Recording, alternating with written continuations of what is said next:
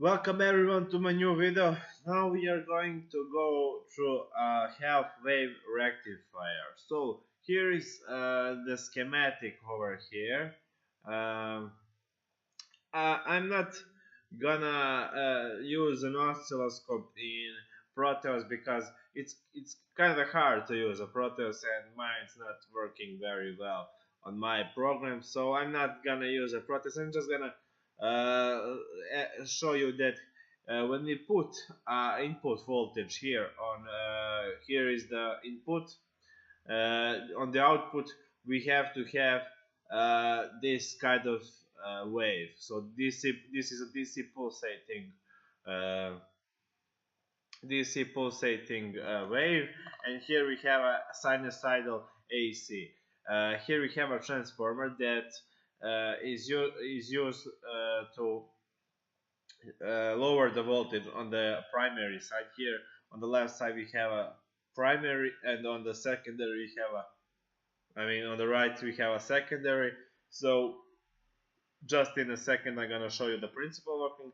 uh, you always use a fuse because in practice you always use a fuse, because if there's a high current, then you have to have a fuse to prevent a short circuit through the transformer, because transformers are very they are not cheap, they are expensive, and you should always put a fuse in series with the primary side. Okay, so nothing special. I'm just gonna show you few things. You don't have to pause the video clip and copy this. You can just watch this, because usually you don't have to project this. There's a lot of I don't know, rectifiers you can buy in your hardware store. So this is kind of an educational lecture. Also, first we're gonna take a transformer, and here on the in the lowest part, this last called XF MR. This is an ideal transformer, and I'm gonna take this one. So when you put it here, just a second. Now here on the left side is the primary, and here is the right side. So and now you double click. Now here you have turns, or the ratio, turns ratio. This is the number of winding of on the primary divided by the number of winding on the secondary. I don't know if you ever saw a transformer, but they have a primary and the secondary side, and they have winding. So if I put this a value of 12, then the number of the primary side is gonna have 12 times higher. It's gonna have 12 times more winding than on the secondary side. So that means if you apply a voltage, for example, 240 volts on the secondary, you will have 240 divided by 12 is 20 volts. So let me show you an example here. If I put a sinusoidal power source like this, just a second, put a ground here. Let me just rotate this, and let's say we want an RMS to be I don't know, 200 and let's make it 120. I think that's the the RMS in America. Let's put a frequency of 60 hertz. Now let's take one AC voltmeter to measure the. Oh, and I have to say, in you can always use a transformer if you have a change in current. So if you just use this steady DC voltage, then your transformer doesn't work. It doesn't do with steady all time same value DC. You can use a pulsating DC, but it can't use a steady DC. So transformers are only used with change in the change in time. So a sinusoidal is gonna change like this. Here you have sinusoidal voltage, and now not yet, nothing on the secondary. So when I run the program, you will see that you have here you have sorry, here we have on the primary, yes, we put to 120 volts AC, the RMS, and we have the 10 volts on the secondary RMS output. It's 9.99 because this AC volt has its internal resistance, so it's not exactly 10 volts, but without this AC we would have 10 volts. Now if we just put this on 24, then we should have a 5 voltage AC output. So it's when you yes, so it's 240 volts divided by 24. Okay, so that's kind of it. So also if you want a higher voltage, you just put 0.5. For example, if you put 0.5, you would get 240 volts. So if you have more winding on the secondary, you get more voltage. Also, if you have a higher voltage, you will have a lower current going here. If you have a lower voltage in a short circuit, you will have a higher current to go here. Okay, now I'll just bring this to 1 hertz, and I'm gonna delete this AC meter, this AC voltmeter. I'm gonna put I'm just gonna take one resistor. I'll take an LED. I'm just gonna take an LED. I don't know, let's take green one. Green is okay. I'll take a capacitor. Just a second, I'll take this one animated capacitor, and one N4001 diode. This is a silicon rectifier diode. So I'm just gonna take a resistor over here, put it here. It's 10k ohms, nothing special, but as you can see, I'm gonna animate this circuit with show wire current with arrows, and I set on 1 hertz that you can see the change. So I'm gonna pause. So when this current goes here in this dot on the transformer, I really don't know in English how these little circles are called. I know in my language, but I really don't know. I didn't, sorry, but I didn't do my study for this on English. When it goes here, then the current goes out of it, and when it goes here from this circle, the primary, the current goes here. As you can see, we always have current going here and here, so they are in phase. This isn't also halfway, because this is a full wave also. But if I put a diode here, because we are rectifying AC, we don't want AC output here. We want a DC output. So you put a diode, for example, this one particularly.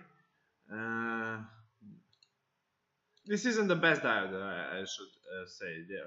There are a lot of better diodes than 1N4001. So now when you it's not that this isn't a really great. This isn't a really great diode. So I mean, let me just take an usual diode. I mean, just a generic mode diode. So because the 1N4011 isn't that good. I don't like those diodes, but you know they're common I use unfortunately now. And also this diode. I mean, this isn't good.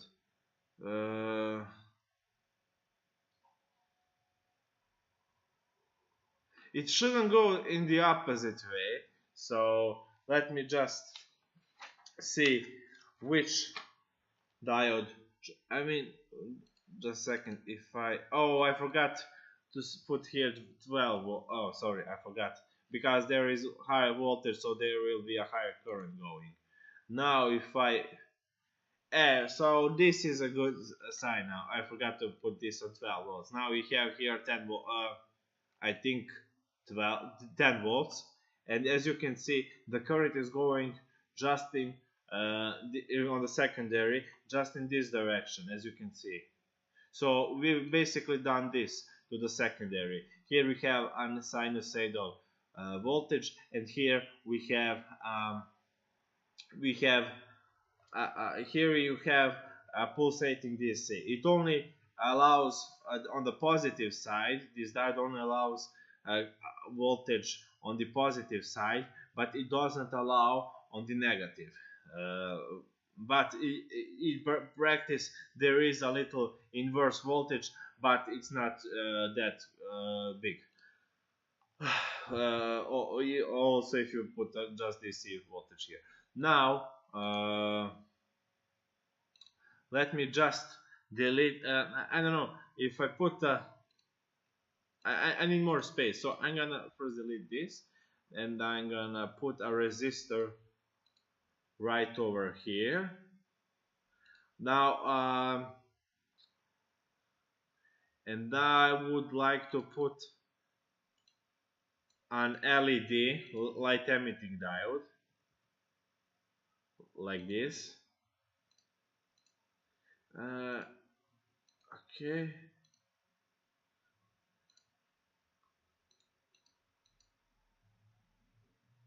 As you can see now, the LED is only glowing when there is a current going through it. So this is a plus sign, and when here on the primary, when the primary is going into this circle and goes out, the LED will glow. But in the next situation, just let me capture it.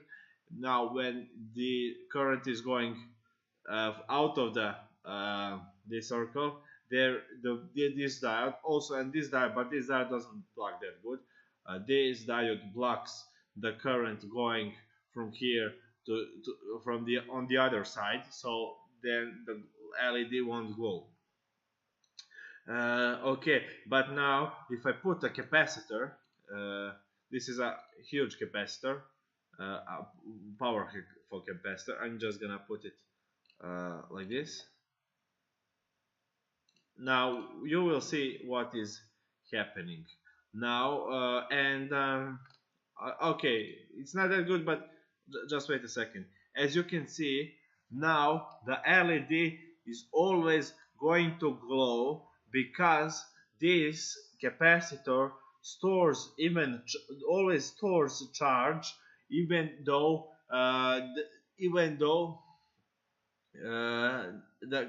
this diode in one half wave blocks the current to go from here to here. So just now in this situation here, the capacitor is charging, but when here we have a current going into the circle, we have a current going here. One of the current goes into the capacitor. I mean, it doesn't go into across the capacitor, but it's we have a positive voltage, and here we have a negative voltage, and this capacitor is going to be charged. And let me.